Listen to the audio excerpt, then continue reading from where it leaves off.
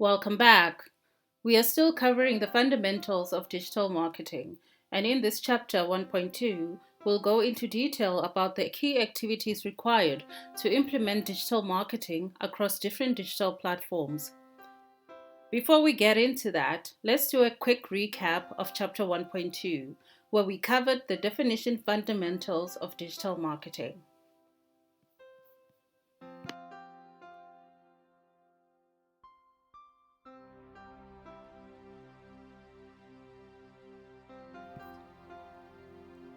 Okay, now let's get into the key activities of implementing digital marketing and advertising across the different digital platforms.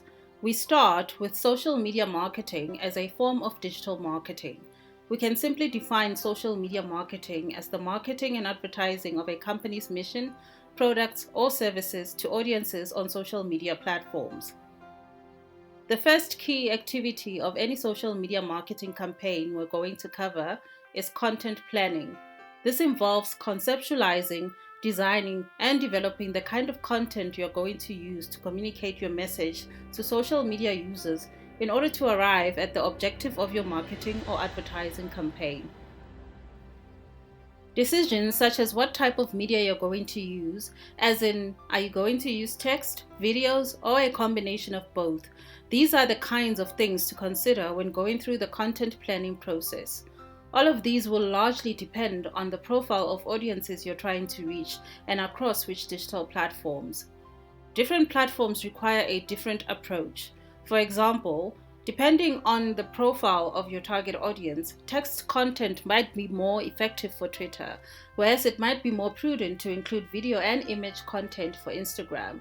You might also want to extend the length of your text for Instagram, as this has been shown to keep the attention of audiences on that platform, which is not the same case with Twitter, where it's better to get to the point if you're going to try to quickly get the message across. We'll get into more detail of how to do a content plan in chapter 2.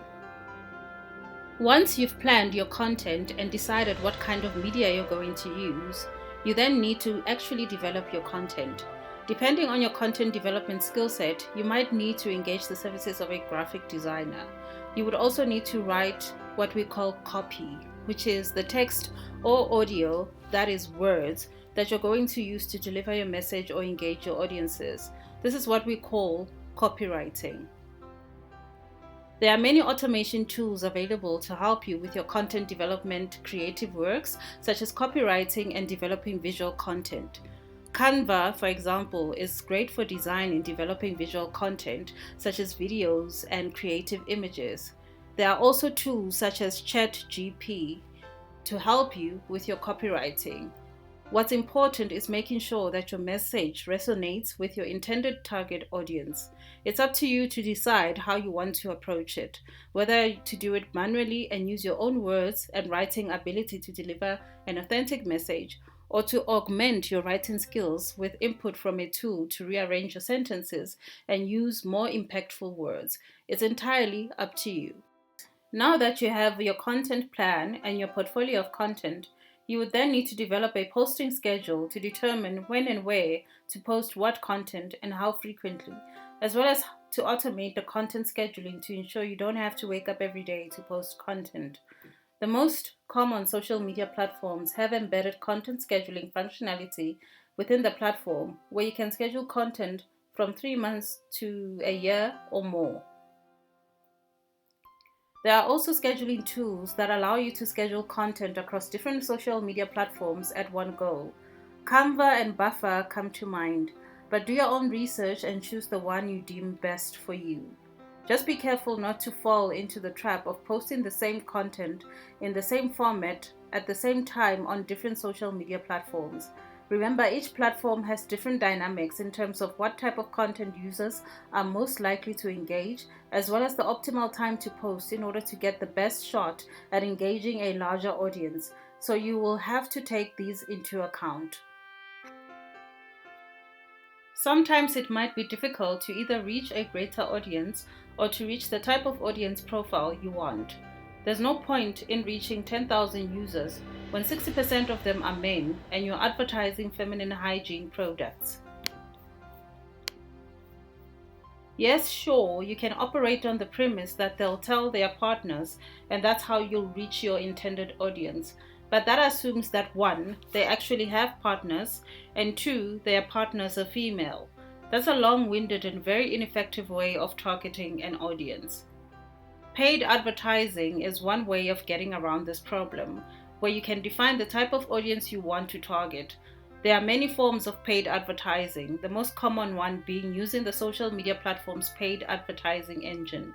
Other forms of paid advertising include influencer marketing as well as affiliate marketing. We'll unpack these in greater detail in Chapter 2.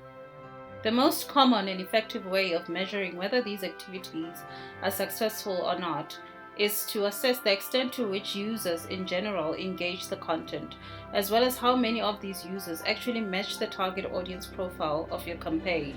These stats include how many users actually saw your post, how many of them interacted with the post, be it viewing the video or opening the tweet, how many of them checked your profile, followed you, liked your post, saved your post, retweeted your post, and so on. Some social media platforms will give you a breakdown of this data, particularly for paid advertising, so as to allow you to assess the extent of the success of your campaign. Next, we move on to search engine optimization, commonly referred to by its abbreviation SEO. The whole point of SEO is to improve the discoverability of a website on the internet. There's no point of having a website if no one can find it, and SEO is critical in ensuring users that don't know you or your website can at least encounter it when searching, when using a search engine such as Google to search the things that they want. If your website relates to milk, then users that are searching for something related to milk should at least be able to discover your website. Activities related to SEO include site indexing, which is essentially making sure that search engines know that your website exists.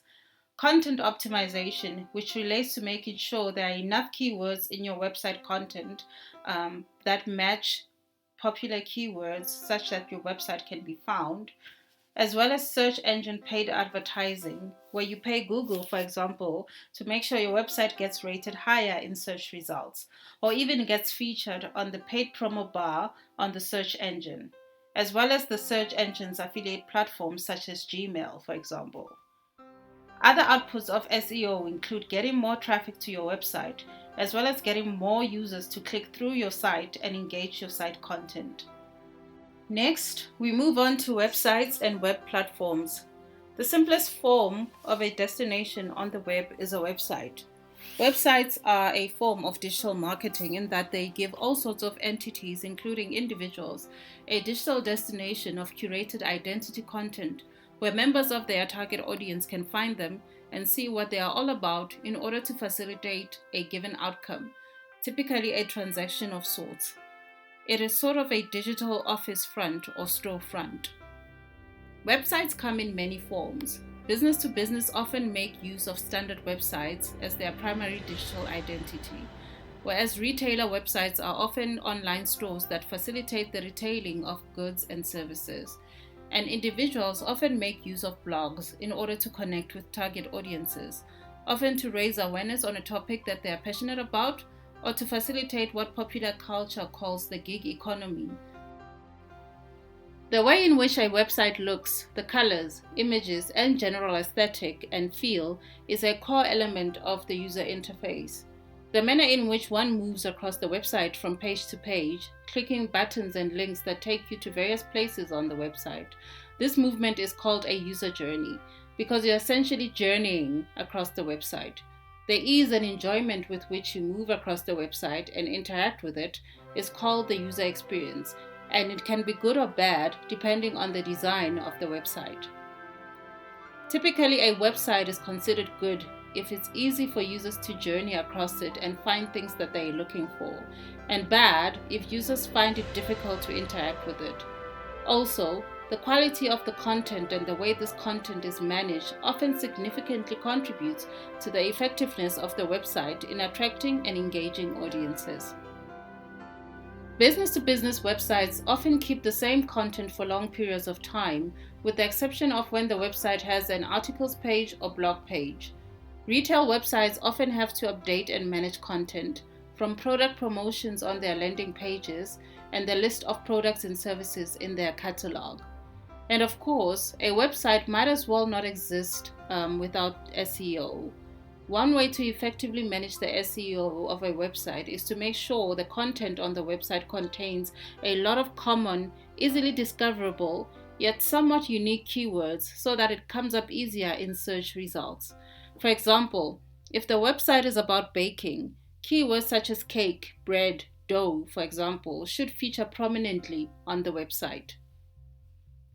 If you're targeting a specific audience, say people that follow a certain culture where there are specialty goods that have unique names, then make sure those names feature prominently in the content of the website so that if someone is searching for a recipe for the specific item, your website comes up in top search results. There are a number of ways to measure the effectiveness of digital marketing activities related to a website as a digital platform. These include the number of users visiting a website and mainly the extent of page interactions and content engagement on the website. There are many ways to get users to a website, such as social media, paid promotions, word of mouth, and so on. So this is not an accurate way to measure the effectiveness of, say, SEO, for example. How long users stay on the website and engage the content is more of a better measure of how effective a website is. Ultimately, you want a user to perform some sort of action on visiting the website, depending on what type of website it is. This is the ultimate measure of success. When a user performs an act such as signing up for email notifications, purchasing something, leaving a comment on a blog, or entering contact info on the website form. Last, we look at email marketing. This is basically sending an email to a defined audience. This email audience could be a curation of previous customers, users who signed up for via the website for email marketing, potential customers who have inquired about a product or service, and so on. Email marketing, simple as it is, has been praised as one of the most effective forms of digital marketing. The key activities of email marketing include email subscriber segmentation, where you segment your email list according to predetermined groupings depending on the business. Users respond better to emails with content that strongly resonates with them. Otherwise, they get irritated and move your emails to spam. Segmentation helps with grouping customers according to what they are most likely to be interested in, so that you can send emails with a targeted message to the group of customers that message is likely to resonate with. It also helps when you have groups of highly differentiated customers. For example, if you run a flower shop, you would want to separate consumer customers who buy a bunch every now and then from event planners and funeral homes who buy in bulk, because your direct-to-consumer prices are likely to be very different from your bulk wholesale prices. You need to be able to personalize your email offers, and you can only do so if you've segmented your customers or potential customers accordingly. You also can't be sending emails on a whim. Your email marketing activities have to be part of a greater digital marketing campaign. A list of emails is likely to flow out of your content plan depending on the intended outcomes of your campaign. If you've got campaigns planned for, say, Mother's Day or Black Friday, for example, or the announcement of new articles or blogs on your website, you'd want to schedule these emails accordingly. There are many email scheduling tools out there. MailChimp is one such example. Do your own research and land on an email marketing tool that works for you. You want your customers or potential customers to act after they get your email. The action could be whatever you direct them to do on your email, be it to go to your website or to contact you. Ultimately, you want them to convert. If you're selling something, you want them to go to your online store or contact you to buy. That's the most ideal outcome. And that's that for Chapter 1.2. Join us in Chapter 1.3 when we get into the details of how to execute digital marketing on the various digital platforms we've covered in Chapter 1.1 and 1.2. Thanks for watching.